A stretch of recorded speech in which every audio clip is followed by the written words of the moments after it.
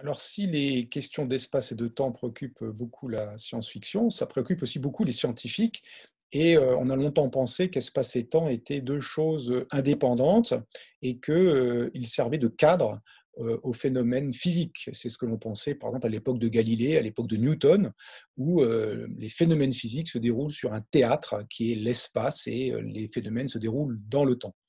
En fait, au début du XXe siècle, on s'est rendu compte, et c'est Albert Einstein particulièrement, que ce cadre était à modifier pour former une structure nouvelle qu'il a nommée espace-temps, espace-temps en un seul mot pratiquement, enfin avec un tiret pour assembler les deux éléments, pour dire que espace et temps ne sont pas dissociés, ils sont liés entre eux parce qu'il existe une vitesse,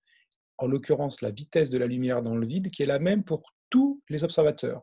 Il y a une vitesse où, quel que soit votre état de mouvement par rapport à une source de lumière, vous allez toujours mesurer la même valeur d'environ 300 000 km par seconde.